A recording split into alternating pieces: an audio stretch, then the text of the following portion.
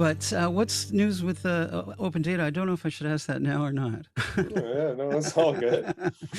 Because want to have it fresh for the Yeah, show. yeah. Um, Um, Go ahead. yeah, I mean, the program demands are more than it's ever been, Really? which is really, I mean, I can talk about that a bit too. It was like, and where the shifts have been, I've been Mm. curious too. So maybe longtime collaborators who'd been maybe more challenging, like to deal with, not personality wise, but like state of their technology or whatever. But Uh, personality-wise. I mean, sure, there's that too.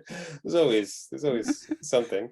Um, have like like legacy system replacements are taking place. Like there's a whole push to Hmm. like out of like digital modernization, right? So everybody's kind of chomping at the bit, um, which is good. Yeah, no, I think that would be good to be. Now, I wondered what was happening with COVID, if that was influencing even your ability to do anything, because everybody is so either freaked out or, taken off what they normally do in working on the COVID side. Is that true? Oh yeah, no, I mean absolutely. Like across the city, like redeployments to Mm. support like shelters and other activities, and just like prioritization and money and all those things. Sure, yeah. Yeah. So it's definitely impacted us too. And then at the same time, then there's like demands for particular data sets, so like COVID related data, Yeah. um, Can imagine. and then all the questions and consultation and all the pieces that fit into that. So Yeah, yeah, it's like interesting times, eh? To be sure. yeah, like I'm unprecedented. Yeah, I Yeah, no guess. kidding, right? I So feel that we've lost a bit of an opportunity, though. This is not just Canada or Ontario, it's the world. Like, to me, this is, one of those crises they talk about, right? It's going to happen, and here it is. And it seems that we can't get quite together on the same page, whether it's just wearing masks or releasing information or, the whole thing with vaccines, and there's the anti-vaxxer element, and it's interesting because we don't seem to be pumping out the same effort. Um, and even our political parties, right? Instead of taking this time to work together, it's usual. It's shop talk criticism, right? The opposition says something, and it's easy to criticize, right? I don't think it's easy to be in the position of trying to make decisions, whether they're good ones or mm, bad ones. The point is, you got to make decisions, and that's where I would just wish everybody were together. And it's one of those opportunities, right? And yeah, I mean, it's interesting to study it to be if there were similar parallels to like wartime era, because it's constantly referred to that. Because I would say like at the beginning, so if we go to a year ago, it's like I think you did see that a little coordination. bit, Yeah, it wasn't as partisan. It was like very, for all the regionals too. So like like a very level of government, like supporting the next ladder up. And you're like, whoa, like usually yeah, these were adversarial. So that was pretty interesting. But we're feeling fatigue, yeah, burnout. especially, And then I think too is like, it's so overwhelmed. It's like climate change is so big yeah. of a topic and so complex. It's like, so you see these narratives that simplify things, people being drawn to them. And those are often the cases like, yeah, well, that's like, if I have to talk to another friend about how many like PCR cycles, like a COVID test, I'm like, oh man. Yeah, it's fatigue for sure. And I think it's just an example too, though, of how society has evolved into, I think, a more selfish state than ever. And people Mm, just like to hear themselves talk, so they will criticize rather than agree or support. So especially like on social media and stuff, that's where I'm talking about. It's just, ugh, I just find it so depressing, really. And what do they call that? It's doom scrolling, It's just yeah, doom, doom doom, doom, doom. scrolling. Yeah. So I don't know. I just think and even with open data, and we'll probably talk about this too a little bit, is that COVID's an opportunity to really express the advantages of sharing your data, right? And, the minute you don't share something, it could be such a key piece. And we've seen examples. I think, frankly, China hasn't shared everything, right? And, nor with these strains too, coming out and all that stuff. Like you can see the advantages of knowing about them, right? And the disadvantages of delaying, we found something a little different here. That needs to go up to the cloud right away, right? And stuff like that. Yeah, yeah, and the real timeness of testing Yeah. the Yeah. So reporting systems. it can be a win for open data, I think. if you could put it that way. But see, You that's know, it's always been too the like, where does an open data program fit? yeah, You know, and so we've done that research and looked at it internationally as well. It's like, yeah, there's lots of different spaces. yeah, no kidding, right? Which is another thing in a sense because there isn't, let's say, a consistent ship for it, right? And you've got different views because of that. You know, whether it be clerks or IT or city manager's office or whatever. Um, Mapping, I guess, right? Another place. So, Yeah. you know, but it is what it is, I guess. So you gotta just roll with it and stuff. But I don't know. I still kind of wish that there would be that kind of consistency, meaning uh, if you're starting an open data operation, it does go here. And I think it needs to be separate. It's almost, I've always argued that it needs to be like equal access office, you know? Um, so it has some authority and auditing ability and stuff like that. And as soon as you combine it with some other division, you get rolled into all the other divisions' concerns and stuff like that, including budget issues and stuff like that. If you run your own, Yeah. you know, it's your own budget then, right? And you've got some entrenchment because I think that's the key issue I see is it was shifting political masters too. Like it needs to be written, and so transparency is transparency. It can't be transparency only when it's suitable to the political party in power at the time, and stuff like that. So I think the sooner that could happen, the better it would be. So it becomes law. And I still like the model of like the medical officer of health for Ontario and the medical officers in the cities have a chief like digital officer in Ontario and your digital officers in the cities, and they report up to the MOH or whatever you Hmm. call them. Yeah. And you know the reporting would be key, the releases would be significant, and they'd be consistent amongst cities and stuff like that. So you'd have that clout behind you, you know.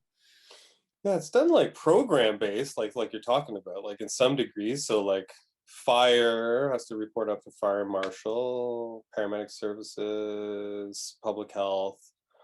But yeah, not like, you know, the only other, I guess, model like that is, I mean, it's not great. This is the you know, like municipal benchmarking Mhm. initiatives, right? So, you know, those are yearly, they're not at a like really aggregate level.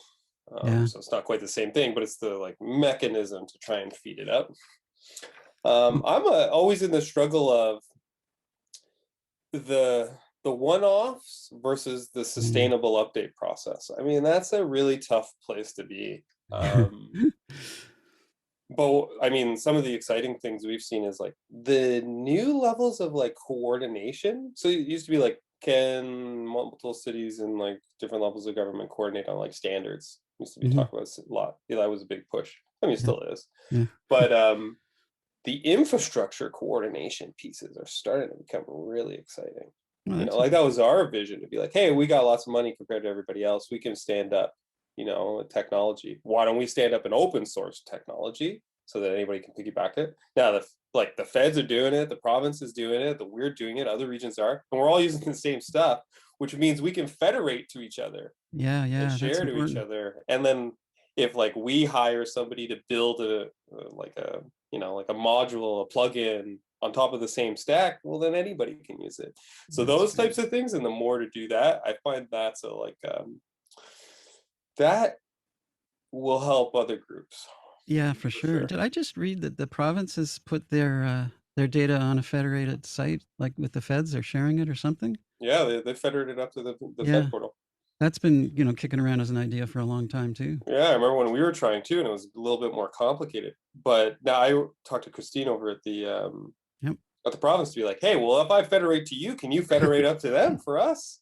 And it's like, well, yeah, like maybe that's an option too. Well, I think So that's got to be the future, right? And that brings sure, everybody together. Here yeah. comes Derek. Hey, Denny. How you doing, man? Good. It's been a while. Yeah, yeah, That's catch up time. That's what the cafe's for. yeah, totally. Really. One kid and one on the way later. Yeah, man. Like, yeah, it's been a while. I'm in a different country since the last time we talked. Damn, where are you? I am in UK. Oh, nice. Yeah. Made the move in July. I've been here. Wow. right in the middle of the pandemic. I'm like, you know what, this is a time to move. Yeah. So I'm in a place called St. Albans. It's a town just outside of London. So Oh, nice. yeah, it's my partner Someone, Elizabeth. It's her hometown. So Oh, sweet. someone has just sent me a message. Jackie's here. By the way. Jackie's Hey, gone invisible. sorry, I'm trying to get power Okay. Oh,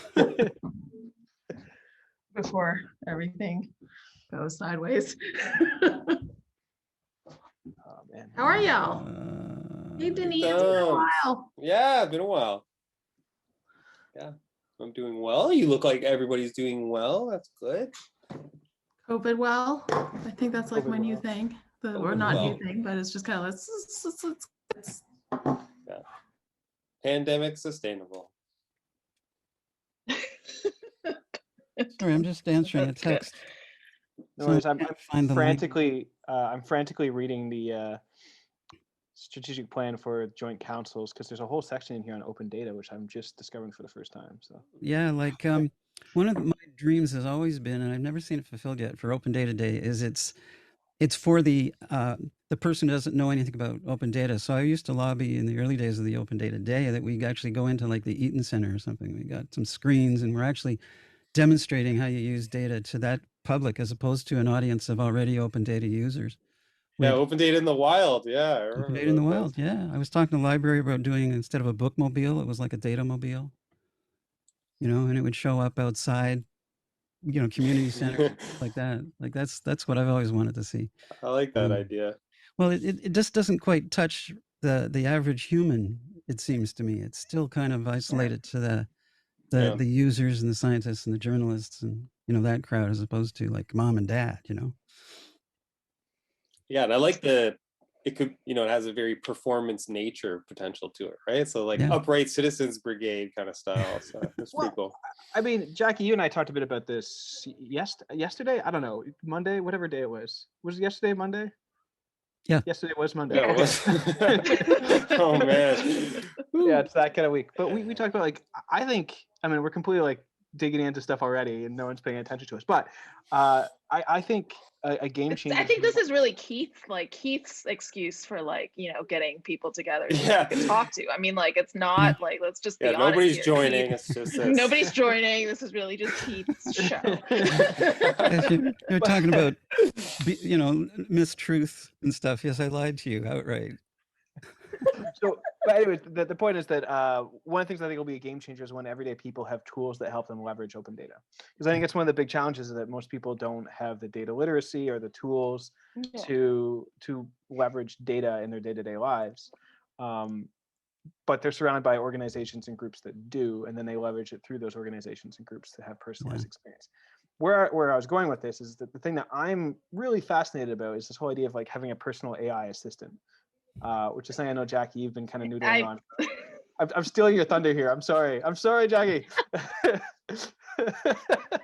I don't know. I think it's a fascinating idea. Imagine. I mean, okay. I'm gonna pass it to Jackie now because this is like her thing. That's fine.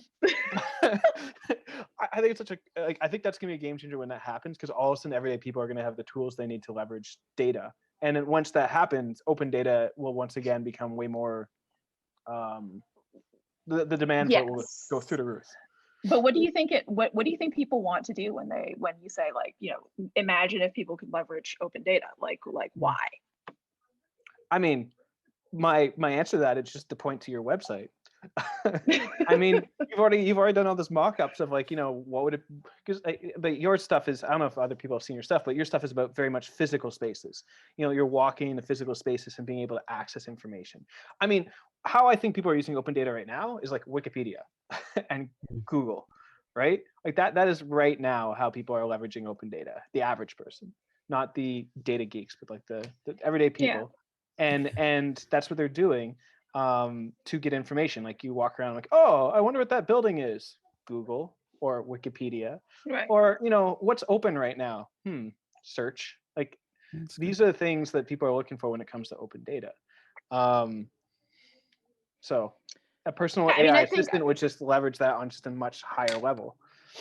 I mean, I think people are interested, probably less likely in the data, but they're just like, what is this data going to tell me about the outcome of this space or the outcome of this policy? Like when we did a lot of the research into just kind of like, you know, here's suspicious technology that you are worried about. Like what do you need to see in order to feel like this is accountable, in order to feel like that this is something that you could believe in? And it was really just kind of down to like, it's like, and we showed prototypes that like connected like two data streams so that people could actually see the data. And actually the response was like, well, it's nice that I can access the data. That's cool. I see why people want that, but he's like, but you know, just to use a quick bad example of a traffic light that, you know, uses sensing to change crossing times, like an adaptive traffic light. They're like, I want to know how many times this traffic light actually slowed down, like what like or actually extended crossing times. And I think that's like a level of understanding kind of what this data system is doing for you that isn't that you know, like making a data stream available just really kind of doesn't get at. It gets to actually like, what is the decision-making rubric that this data feeds, right? And like to what outcome and to what sort of like policy end. Just about time to start.